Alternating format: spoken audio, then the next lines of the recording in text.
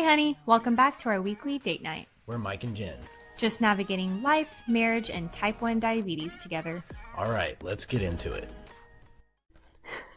Hi, honey. Hi, honey. So today we're going to do something a little bit different. I'm going to lead. I had a little bit different of a topic that I felt like it was really important that, we wanted to kind of share our side of how we do things, but also it might be helpful for other people. It's not just the diabetes aspects of life, it's a little bit of everything. So, kind of introduce some more of our life relationships Who we are. and stuff. Yeah. Yeah. So By the way, I don't really know everything that he's talking about today. It's a surprise. you kind of know nothing. Yeah. I was gonna show you what I came up with, and then you're just like, oh, you got it. I trust you. So Yeah. here we are. What I wanted to talk about was planning, generally, just planning. When I say planning, like what does that bring to your mind? When we talk about planning, making a plan. Well, are you thinking like future, like 10 years from now, macro planning? When we're talking about planning, I just think about who I am as a type A person. And when we are talking about planning, anybody gives me that very broad term, I'll say planning for what? Next week, today, next Right. year. So I wanted to talk more about, I guess, like the macro version of planning. Was that my tummy or yours? I think that was me. We just ate, so we're digesting. So I was like, are you hungry? No, I'm digesting. He'll be hungry as soon as we're done with this. One thing I wanted to talk about is why or how we plan and how we work as a team like that, because we do have different roles. I do a lot more of the finance side, the bills, investing, things like that. And then you are more, health concerned. And yes, the diabetes is a huge part of it, and you kind of have to plan with that no matter what. But I mean, you make me go to the doctor, stuff like that. Planning is so important because I feel like there's a lot of, especially couples that I've known or hear about, and even different like YouTube channels. It's fine to be spontaneous, but I feel like there's certain things that you need to plan for. Not, we're randomly having a kid, it'll work its way out, or whatever. That's so scary to me. Yeah. I'm way too type A for that. Yeah, same. Us trying to figure out right now when we want to have a kid is like, wait, we need to... Anyway.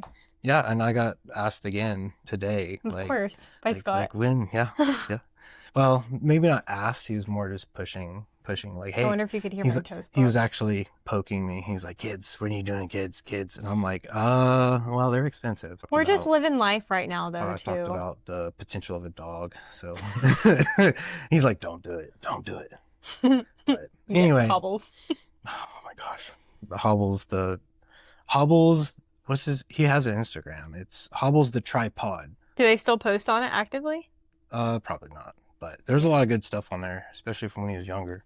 Before we get fully into this episode, who is this podcast episode for? I think it's for anybody that is, especially when you start dating or, maybe you're looking to get married, even just thinking about who do I want to be when I meet the person that I'm trying to find. But I mean, I think it could be for anybody, because you can apply it to your own life. You can apply it to a relationship or the possibility of a future relationship. So I think it goes pretty much for anybody. Yeah. And honestly, in my closest friendships, what is hilarious, my 3 closest girlfriends, one is single, one is engaged, and one is married. True. So yeah. It's That's so wild. Funny. Yeah. And I'm sure they could, identify with something. Yeah. All of them.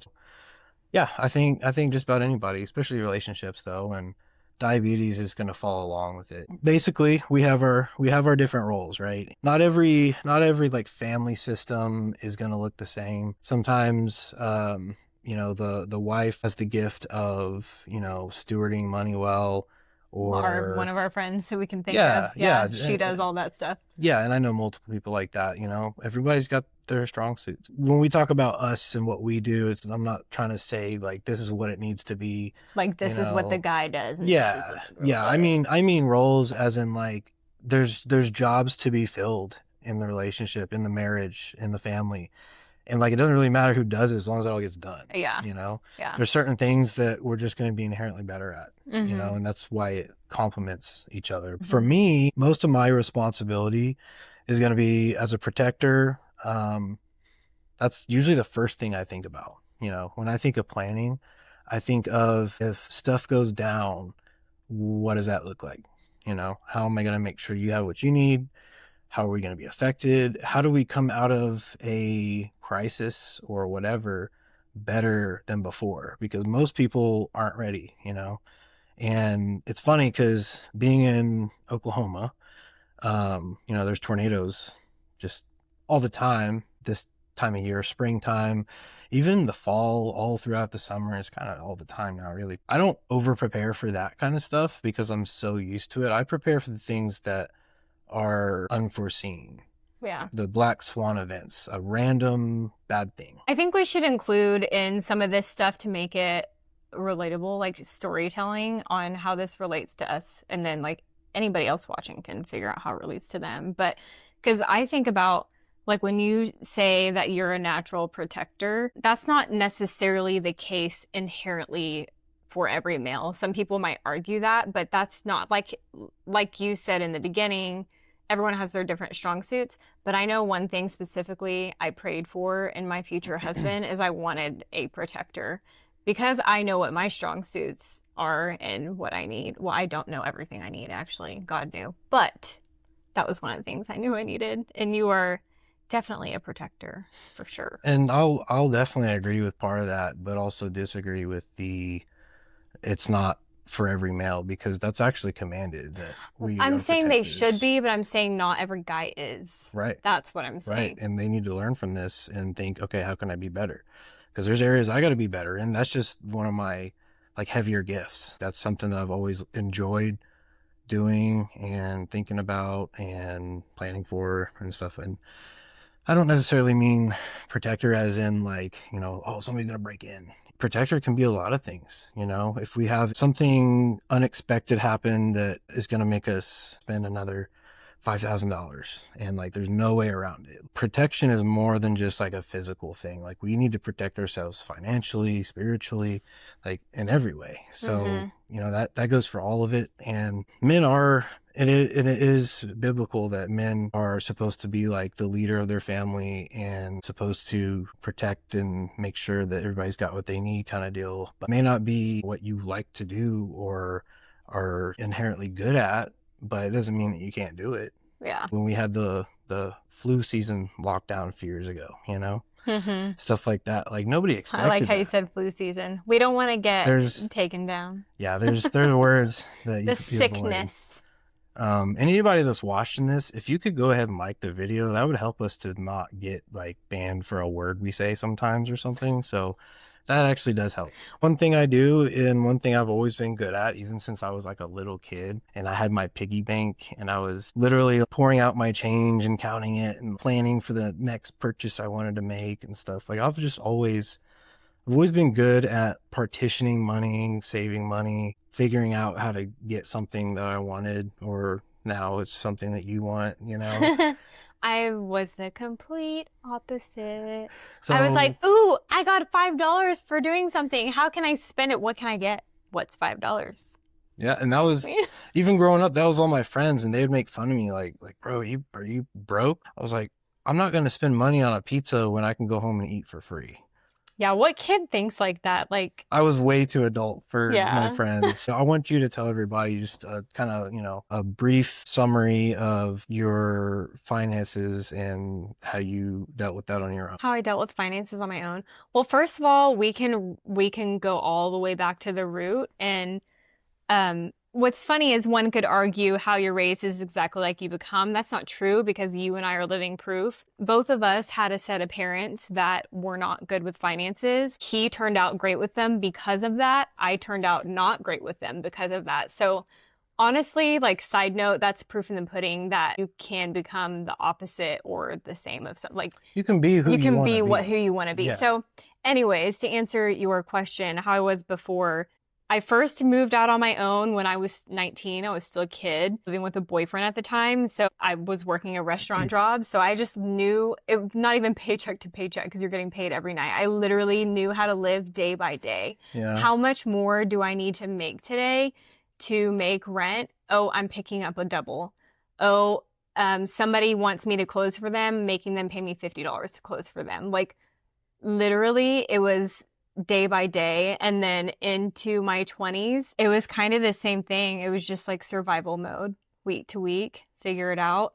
In my like really, when I was stepping into adulthood, I was doing an internship, a ministry internship. So I got to live for free, which is such a blessing, but I still was not a good steward of my money. Like I should have used that time to really save and I didn't. Fast forward to when Mike and I met, I had some debt, but honestly, like it wasn't horrible because I remember my roommate when I would tell her how stressed I was, even though I hadn't been touching it, I had put nothing towards it. And I told her my debt, and she was like, Jen, you can pay that.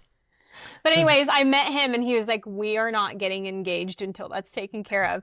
I took care of that baby in like 2 months. You did. You were I like, said, okay. You're like, I can do this. Yeah. And then after you were like, why did I never do that before? Because Yeah. there was interest that you're paying and there was back taxes. That's what really got you because that was a random 10 grand. And the IRS is like, hey, where's our money? And What is that term that ignorance is bliss? yeah, Until it's not. until reality sets in. All that to say is I'm not putting you down for that, I but don't it feel just that gives way. context to people, and also it just kind of shows like, hey, that's not your strong point, and that's fine because that's one of my strongest points. Quite literally, many girls, maybe not all, many girls would have some sort of checklist for who they wanted to marry, whether it be physically written down or in your head. And what I physically wrote down, what was in my head and what was in my prayers, was a husband that was good with finances and budgeting. It was literally one of my things I prayed for, like in my top 10. So that's You know funny. what's cool is one of the things that I was praying for is somebody that wouldn't fight me on money because my parents fought about money every day, one way or another. My mom loved to spend money and my dad was working really hard to make some and it was never enough because of that. So that's all I ever saw. And so I just wanted to not have that tension, and Yeah. like if I can just like handle it and then just like slide some aside. I don't want to call it an allowance. I but feel like this one piece could be a whole episode in itself because when it comes to finances too, it's not like I'm blind to them. It's not like I have no idea anything. I just don't want to deal with them. And that was a request it's when we stressful for you, and that's fine it was because a request when we got engaged. I was like, "Hey, when we get married, can I just like not?" and I was like done. I was gonna actually suggest that. So So we were on the same page. perfect. Yeah. It's all God's anyway, and even though we may at times feel like, oh man, I did this or like this was good, or like sure, like you did the right things or you stepped into the right thing or whatever, but you wouldn't have it without God. At the end of the day, all he really wants from us is to use it wisely. Mm-hmm. Steward your finances well and to provide for your family, to give and help those in need. And like, that's really it. If you do that, he's just going to give you extra because it's like, he wants us to prosper. He wants us to be able to have enough resources to help people and do things and whatever. And that's always been my goal is I want to be in a spot where I'm not worried about it and I can help somebody anytime I see it, Yeah. and go some fun places or something too. I had scripture for that too. And it's 11:2. Solomon says, invest in 7 ventures, yes, and 8. You do not know what disaster may come upon the land. Basically, he's saying you need to have things in order. You need to invest. You need to have a way out if it goes down. You can't predict. They call it a black swan event in the like stock market and stuff because it's a random event and it's so bad no one saw it coming and it crashes everything. Life is full of black swan events. You never expect you were 9 and you didn't expect to have diabetes. It could be anything. The investment part is a huge deal, and that's something that I've really focused on the past couple years, and I've I've been learning a lot about it. There's a lot of wisdom that comes with that, but there's also nothing wrong with, let me just hire somebody and hand it off, and I don't want to deal with it, because if that's not your strong suit, you should not do that yourself. For me, I like to fiddle with stuff. I like to be efficient and see what the best way to do something is, get the most out of it. And so, I do all that on my own, but there's nothing wrong with hiring somebody or having somebody else do it, or your spouse do it. Doesn't matter, male, female, whoever. I just want to make sure and mention that, because that's how I spend most of my day, basically, because most of the money that I make is through some type of investing or finances or whatever. I'm looking at wealth. And when I say investing, I'm not talking about get rich quick or anything like that. Sure, it's about the long-term goal. It's about having enough resources for you, for your family, for your kids, grandkids, whatever, building a legacy, instead of just like, let me make enough for today. Yeah. Is that the main topic of today? Not really, just planning. I mean, that's, like you said, that's an entire episode. I could do a series of episodes talking about investing and how to invest in things, but like, I'm not trying to get into all that. I'm just trying to say God wants us to have a backup plan, because he's not going to tell you his full plan. You're not going to see his full plan until it's too late. And if you weren't prepared, it's going to hurt. You just got to have something in place. Doesn't matter what it is. Something that you can fall back on and just have another option. Don't put all your eggs in one basket. That segment is the man is a protector, and one way of protecting is finances. Yep. Cool. Because at the end of the day, the world runs on money. Yeah. Anyway, so that's kind of like my side of just, I guess, planning for our future. I'm glad. Now, for you, I feel like your side is a lot more on the like family, the health side, taking care of the home and decorating, because I don't know how to decorate stuff. And if I was allowed to do it myself, our house it'd be really cool, but it wouldn't be welcoming or cozy. And even just like you pick these chairs out, like these are actually our dining room chairs. Yeah, so these aren't permanent. As we said however many episodes ago, we're just testing out backgrounds or setups. And anyway, be patient with us on that. We know what we want to do, but we have a whole house of things that we're doing right now. So our primary bedroom is top priority right now, I would say. We've kind of got the living room. Like, we have little things in the main parts of the house, but it's our primary room, and then we're going to kind of come to the podcast room. Yeah, we just haven't enough time. Yeah. Pretty much, Those other chairs are so comfy, so we're moving them to our bedroom. They're no longer the podcast chairs. Yep. And we just got a brand new bed frame and headboard. And a big mirror. And we're working on the flower garden, and I've been working on the lawn. So yeah, this isn't, top of the list right now, but that's adulting. Okay. That's okay. Speaking of finances. It feels good to just make progress on stuff, Yeah. So anyway, decorating is your thing for sure. I mean, most of the time, like, she dresses me. She's like, okay, here's this and this. Well, no, that's not quite true. Usually you say, wear whatever you want. And so I'll grab like 5 things. I'm like, all right, which things go together? I'm also partially colorblind, so there's that. I want to ask you a little bit about your side of it and how you see it. My mind doesn't work the way yours does, and I have avoided doctors and health things for a long time. I kind of just thought, like, hey, if I work out and I eat right, I don't ever have to go. I went 32 years without a cavity, so that's pretty good. I feel like that was a win. I've never had to like wear a cast or anything, but like, who knows what else is going on, And you're always damaging your body. Yeah, but until like you have a side effect or something going on, you usually don't get something checked out and stuff, but you're like making me go and do stuff, and I'm like, reluctantly showing up or whatever. I guess one thing from just mirror your movements, cross my leg after you. I've thought so many times about crisscross applesauce. Whenever you're planning for the family, for the future, our home, what is like your top priority? And then like, how do you decide like what comes after that? What trickles down? Like, what's the most important, and what's the thing that you're fine with, like, putting on the back burner?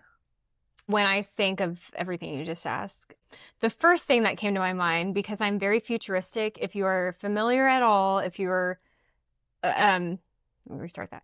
if you are familiar at all with the Gallup or Clifton strengths, futuristic is in my top 5. So I live in the future and I have to bring myself back. So the first thing I thought of was everything I'm working toward to have the home and the family and the life that I would love to have and to be happy doing it. I don't want to be in a career and watch our kids watch mom be unhappy in her life. I want them to see, like, yes, she loves being my mom, but like she also has this purpose in the world too. Right. The second thing that came to my head, what's the immediate thing that I can control right now? And that's a clean home, a comforting home, or a comfy home, a welcoming home. Cleanliness is very, very, very huge to me. I mean, I said I was type A like 12 million times, and so I'm sure somebody would gather. But also, I get a little bit anxious when there's clutter and stuff. Like if you only saw what was around this camera right now. But which is why this door is always closed unless we're filming. This door stays shut. But so yeah, I think of the cleanliness of the home is very, very important to me, and why I'm excited about, like, we're slowly putting our home together and decorating, and those things can sound silly and frivolous to some, but they are things that turn a house into a home. To a point, but yeah, for sure. And I think if you're, doing all the details, the small stuff, you can just knock it out, mark it off your list kind of deal. Those add up, and all of that's going to play towards the major goal, because if you're not being consistent about working towards something, it's not going to happen. What? I thought of something else. Okay. Yeah, again.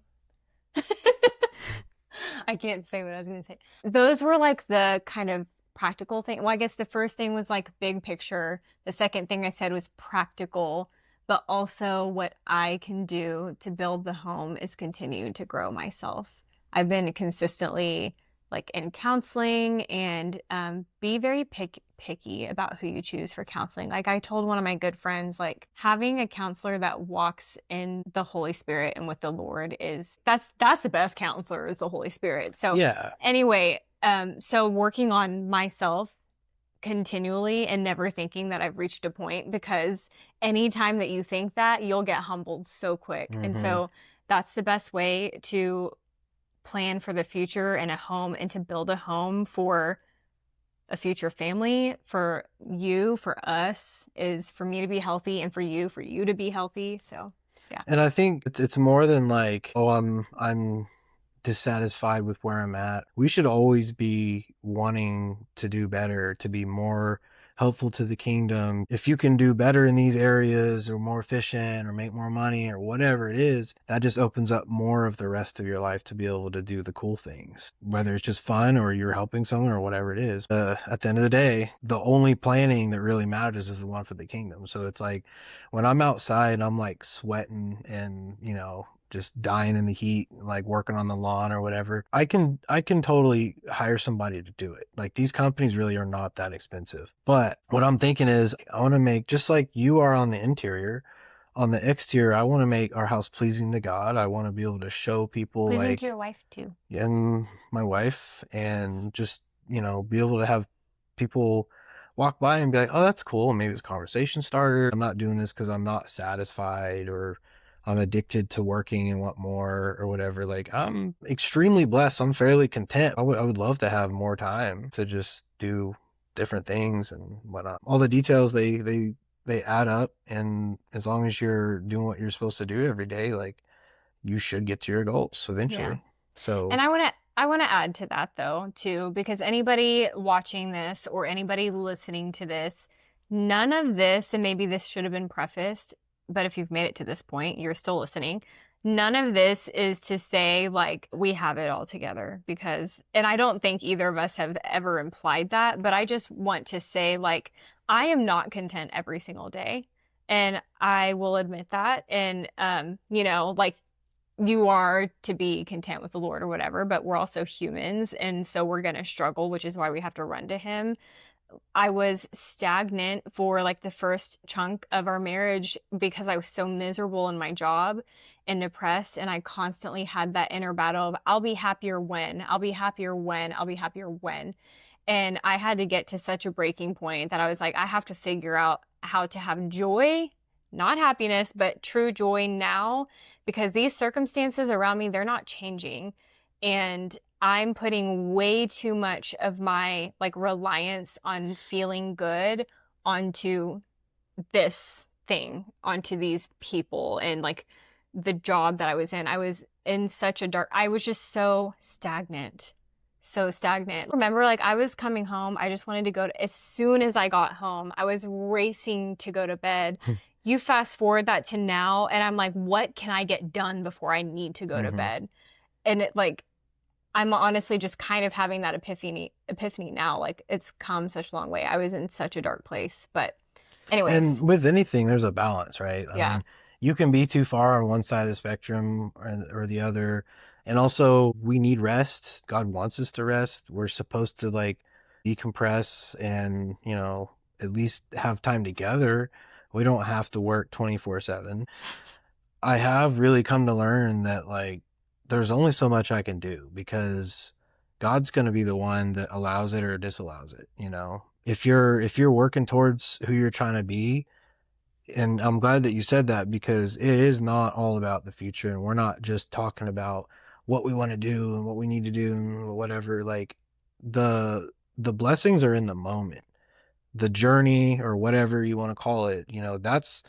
That's where the development and the evolution comes from, because God's not gonna bless you with $1 million if you can't handle it. If you can't handle $10. Yeah. Yeah, and And you know what else, like into what you were saying, something that I'm like super proud of us for, even just like I would say it's been like 2 months, give or take, is we have prioritized our time together. So while we talk about like protection's important, a part of protection is finances, like how are we stewarding our home? Well, we're stewarding our marriage. Before I met Mike, and there was a season in time where before I got like super depressed in my job and whatever, where I was like trying to do the social media and all that, I would spend all my time late nights, all I was doing. And so it's really easy to fall into that pattern, but we're constantly like pivoting and adjusting, but we have made sure like, what does this week look like? And when is our time together? Not just 1 hour through the whole week, but like, when is our time together? And then like, okay, here's what we're working on and this is when we're going to stop or whatever. And we're not perfect at it, but we have prioritized our time together, which I think is so important. And then the Bible studies that thankfully you plan, because my brain can't handle I don't have the capacity.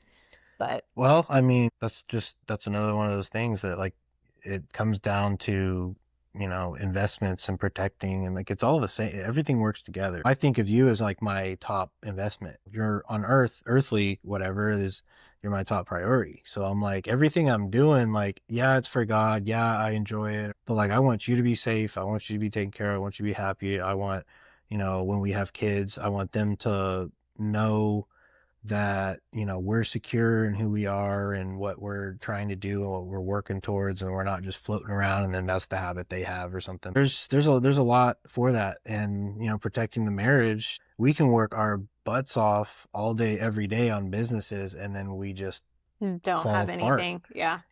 So It happens. and just like everything else, it's work, and it is another job, but like, Mm-hmm.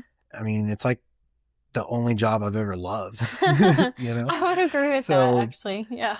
just a little side comment, I guess, on that, like protect your marriage. Like guys need to really, really be careful because the world is more and more tempting and sinful, and there's so many opportunities to make one wrong decision, and your one wrong decision from your entire life being blown up at any moment. And the enemy is waiting for the opportunity. He's just giving you all these little things like, hey, you can do that once. It's no big deal, whatever. Mm-hmm. Before you know it, like you've got, this elephant in the room that you're just guilty about. I've been there. I mean, I'm sure every guy has had his version of that, and every girl too. But Mm-hmm. men, be careful, because it's so easy for everything to just blow up because you did one stupid thing. Even if you didn't do anything wrong and you're associated with the wrong people, that can tarnish your name and say you did something you didn't do, and then everything blows up. So you guard yourself. Be careful. At the end of the day, I love saying that because my dad says, what does he say? When it's all boiled down, like you get rid of all the fluff. The only thing that really matters at the end of the day is that what we're doing is glorifying God, but also we got to be ready to just trash our plans at any moment. Yeah. And for me, that, like, especially in the past, like that's one of the hardest things for me is, let me like switch gears or whatever. Like I have this plan. I'm tunnel vision. I'm going to do this. I'm going to do this. I spent like 10 months, I mean more, but 10 solid months of studying code, how to code, anything from like software engineering to data query to I was building apps and touching on AI. It wasn't really doing anything yet, so there wasn't a whole lot to learn yet. But um, I was spending every extra minute I had trying to learn and do better because I'm like, I want to get that job that pays so well and like I never have to worry about stuff again and whatever. And man, God said no. Like I really, really tried to. And it's not that I'm dumb, and it's not that like I I mean, I didn't like it. I hated it. And like You hated it that's so that's much. that's part of it. But I mean, there's a lot of things that you don't like, but you do it. And not everybody's going to have their dream job. Not everybody's going to like love what they do all day, every day. But if it provides for you and your family and then, creates opportunity for you to spend time with them or go places and do things, then like that's amazing. That's, Hmm. that's all you need. The world's not about just being happy all the time. So I was like, just telling myself like, oh man, you just got to get through this. You're going to get an awesome job and like you'll just show up every day and then you go home and like you're good. I got multiple certifications and I was applying at jobs every day. I was talking to people. I had people vouching for me that are really high up in different IT sectors.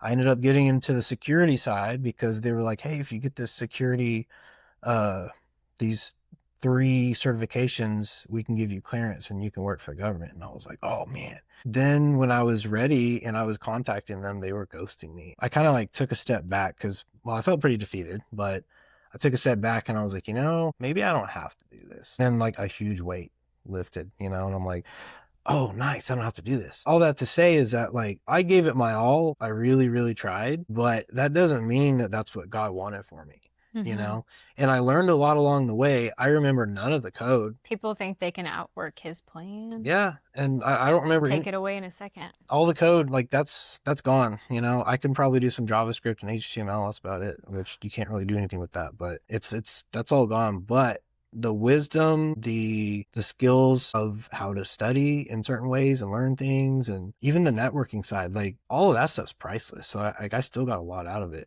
Basically, like what I was trying to do is make a bunch of money and not have to mess with people. And like that's obviously not what God wants. I should have known from the beginning when I was just bitter, like I don't want to see people anymore. I don't want to do it. Like Yeah. And we're that's not not from saying that's Him. not for everybody. Obviously, these things are necessary, but it wasn't what he wanted for you. Yeah, And you and were not happy there's with not to that. say, you can't be in IT and have friends or something, That's just but what you were wanting out of it. I was just thinking, man, if I could work from home, I could stop having to mess with people. And most people don't think like You that. still kind of think like that, though, a little bit. I mean, I'm not a people person like you Yeah. or anything, but I mean, I still tell you about like the interactions I've had that I was excited That's about. fair. That's And fair. there's people I'm still pouring into. That's very fair. The Holy Spirit spoke through me today. I was telling you about my conversation with my friend today and stuff. So like it's still there, it's working, and I feel like he's making progress within me too. Mm-hmm. We just got to be able to switch gears, trash the plan, because he's gonna have a way, way better option for us, every time. I kind of want to end it on what exactly what exactly have you found to be like the right balance as far as like we have our routine and we're trying to grow, but we're also trying to have our time with God and our time with each other. Like if you were to give advice to a friend or whoever, and they're like, I don't know how to juggle it all, what would you say? There's no such thing.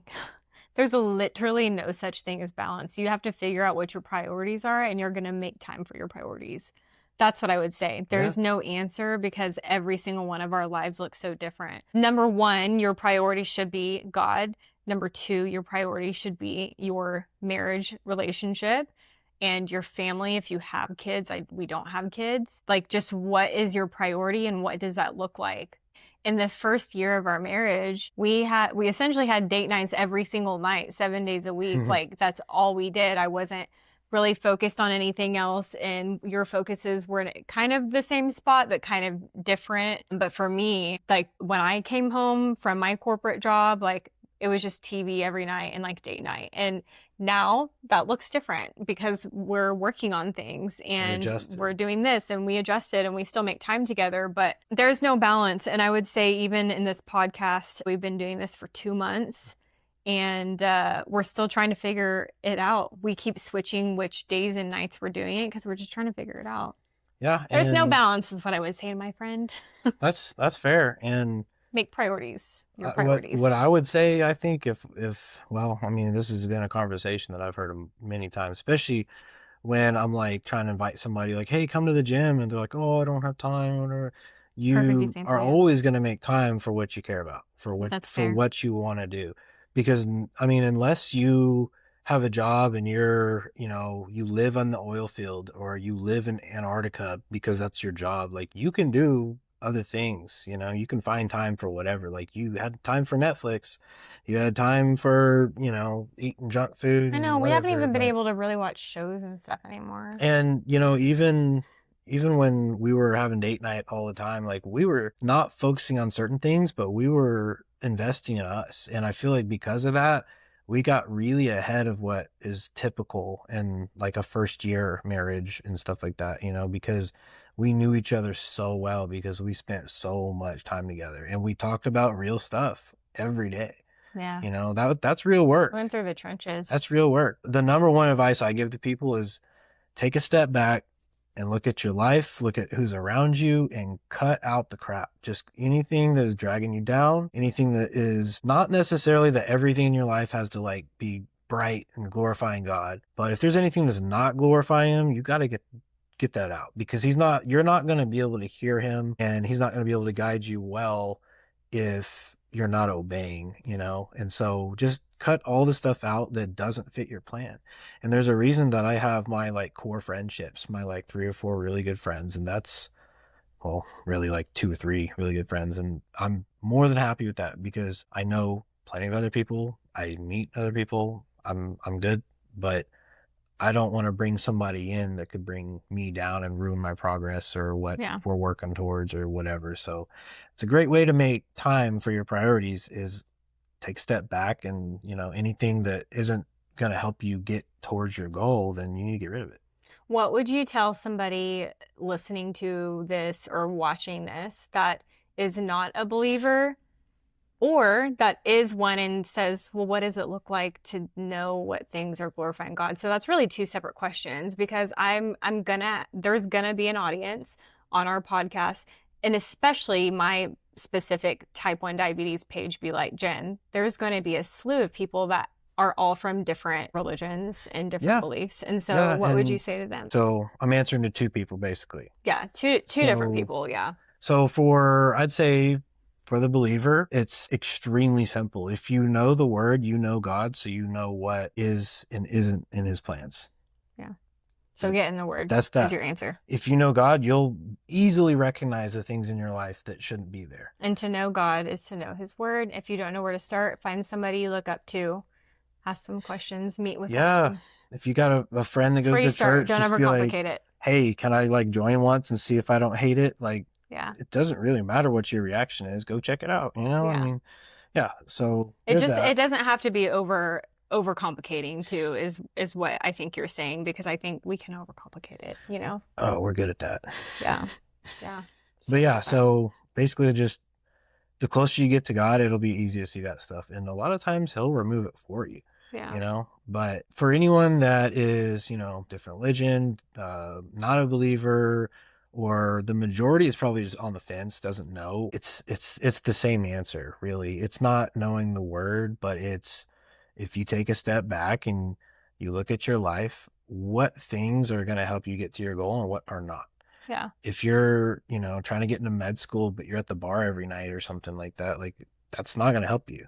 Yeah. You could study or just eat well or anything else pretty much, but yeah, just take a step back and if you don't know, that's why you need to have a mentor. And Mm-hmm. even if it's That's honestly a good answer for anybody in any walk of life, is to have somebody you look up to that is somewhere that you would like to be and hang out with them. yeah. Yeah, and it's okay to be the dumbest person in the room. That's great. You told me that's your favorite thing to do. Man, I learn so much when I'm around people that are wise. Otherwise I feel like, I don't know, it's give and take. There's pros and cons to every relationship, but Yeah. if someone doesn't like, if they don't care, if they don't want to learn or anything, then like I'm not going to pour into them. But if you're hungry, if you want to be better in life, whether that's money, people, with God, without God, whatever it is, you're going to need somebody that's done it, that can save you time, save you mistakes, and just tell you like, hey, that's stupid, stop doing that, and you needed to go do this. Like people like, oh, I need to lose weight, and then you just do drugs, and like, well, what about the fundamentals? Yeah. Like where's your coach at? Yeah. So yeah, basically just take a step back and you'll be able to tell, and if not, find somebody that does know. But no matter what, just give your life to Christ, because Mm-hmm. I will say I'm not a doctor. That's not nothing we say is medical advice. I'm not a certified or licensed financial advisor. So these are all just things that we do, but I will co-sign and say, just give your life to Christ. You won't regret it. Amen. I There we go. agree. We could both share, our stories of where we've come from, the things that we've done. The darkest thing that I personally feel that I've done, I shared in a video on YouTube. It's hidden, so good luck trying to find it. I've seen it. Yeah. Um, yeah. So all that to say, and maybe I'll unhide it one day, or it's kind of cringy. Just I'll share it another day. Nobody would look at me and guess my past looks like my past looks, because that's Yeah. the goodness of God. He can take you and wash all that away, and people look at me and just think I'm so like innocent, and I'm great now, but You're amazing. what I'm saying is like people always look at me and think I'm this like innocent and delicate little thing, and I'm like, that's just the goodness of God. Like you have no like experience or whatever. Yeah. And that's why it's also good to not act like you're something you're not. Like I'm not out here, on the street like, yeah, I used to do drugs. You're not or, out like, here on the streets? whatever. I mean, not anymore. But like when I meet people that are going through it, usually God's put me there because I can identify with them. Like there was a guy that I met. He was a neighbor of one of my best friends for a lot of years. I randomly saw this guy at a 7-Eleven, pointed me out and was like, hey, Mike, what's up? I had no idea who he was. Come to find out that like, he had been struggling with schizophrenia and depression and addiction, like a lot of stuff. And he was trying to get out of a satanic cult and he didn't know how. And I was like, man, let me tell you what I've been through. And a lot of similar experiences, not the satanic part, but I was able to identify, and the dude broke down crying in the parking lot of 7-Eleven because he was like, I can't believe you just told me all that. He's like, maybe I should start telling people what I've been through and like how I can show them like there is hope and stuff. But like if I would have just been like, oh, you're struggling, that's rough, man. Like, Yeah. like I'm all holy and whatever, he wouldn't hear anything I said. Yeah. So anyway, yep. Guys, you need to plan. Things will happen and you won't be ready even when you think you're ready. So if you're not ready, you're going to be screwed. Give your life to Christ, have a plan, and find somebody that is willing to invest in you. Got anything else to add? I do actually. Obviously, this episode is much different than what we have done. I live with type 1 diabetes. He is married to me, with me. Yeah. But obviously, like a part of what we say is like there is so much more to you than diabetes if you're the diabetic. And so we just like, we want to share the other parts of our life, and we want to share the things that we think are like, Mike did this episode and he was like, this is going to help somebody. And so I'm not going to not listen to that. There's a reason he's feeling that way. And so, yeah, I hope people enjoy this episode, and just know that episodes like this, and especially what we're saying here at the end, we are saying this out of like loving hearts. And I always say this on my personal Instagram page. If somebody needs prayer, please DM me. I know I'm only one person and it may get to a point where I can't respond, but currently I will voice respond back with a prayer. And so the same goes for this, and in married couples and men. Like, if you need prayer, like, put a comment below, just a praying emoji. You don't have to go into details. Message us on our Instagram page if it's personal. Men, if you want to chat with Mike, you can message us on our Instagram page. Like, we care about the people. We know we're only one person. And so if we can't respond to everything, just know that we will intentionally pray over you. And I want to make it a point to start praying before we start these podcasts. That's not something that we've done. Yeah, but reach out, hit me up in the comments, because I'm not like all over social media. He's not on social media, so I'll let him know. I have an Instagram, and I don't know, maybe we should link that on there, and I can turn my comment notifications on, which, nobody's probably going to ask a whole lot. But like, if anybody has, questions, or they just want to chat or maybe pray, like, I'm more than happy to. I know I'm a little biased, but if the men are smart, they'll hit you up. Well, you got lots of wisdom, baby. Even when I was 7 years old, an old man told me I was too wise. I was like, what? What do you mean? Somebody did that to me too. Somebody that was like my big sister, long story short, she would always be like, little girl, you are too wise for your age. I'm like, I can't help it. I was always been an old woman in there. But now I'm actually 32 and I can say, like, I'm a woman. I hope so. All right. Well, yeah. Thanks if you made it this far, and we'll see you next time. Thank you for leading such a good episode. Mike wasn't expecting this, but I just felt like saying it. As I mentioned somewhere in this conversation, we've been really intentional about our time together the last couple months. We in the beginning when we started dating, we knew we were believers. That was like a foundation of our relationship. But somewhere along the way of life and marriage, we realized we weren't actually putting God at the foundation. So this man has been spending time every single week, putting together a Bible study through the whole week to get us to the night that we choose to do it.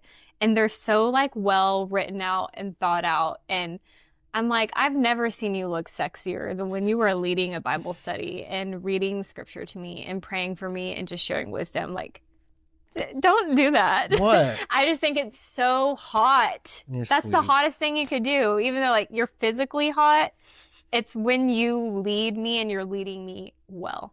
I think that's attractive. Thank you. And I knew that you liked it or appreciated it or whatever, but it's nice to hear it, because I take it seriously. I'm not going to make up stories and lead you to nothing or the wrong way or something. Like, if I'm going to put something together, I want to do it well. And like, that's why this podcast is long. I don't know how long you're going to let it be. I feel like pretty much everything we talked about, you can cut some stuff out here and there, but like most of the big points, like they're gold, Yeah. So thank you for encouraging. I'm just glad that, that was one of the main things I always prayed for, waiting for you, is, first of all, bring her to me. I'm tired of waiting. But also... But he made you wait.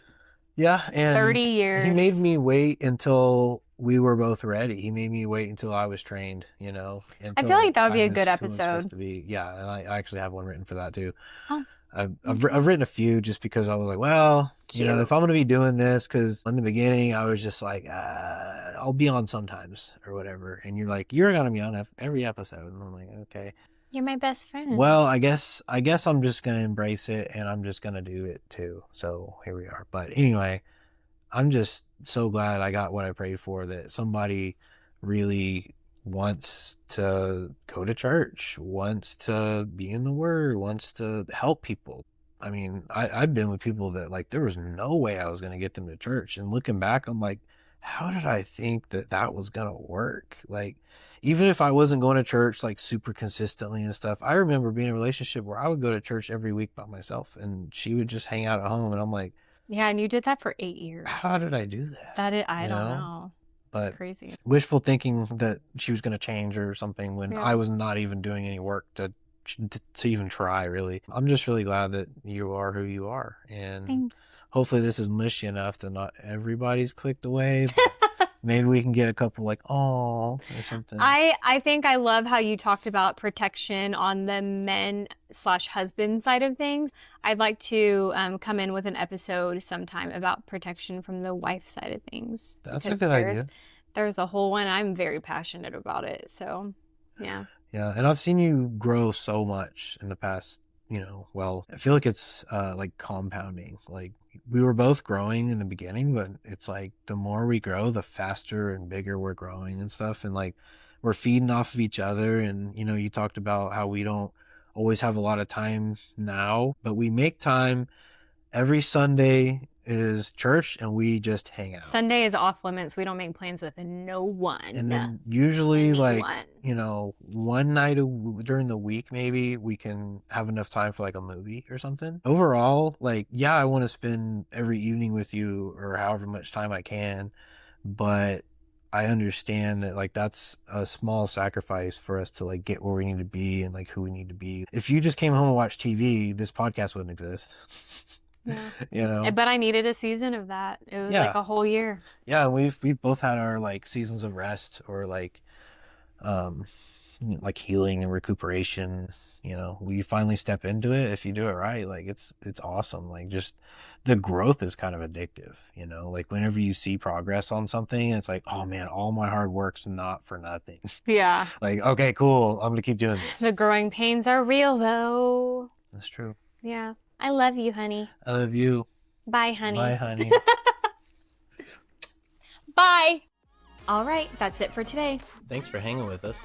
Be sure you're subscribed or following wherever you're listening. And let us know in the comments what you liked from today's episode. We'll see you next week.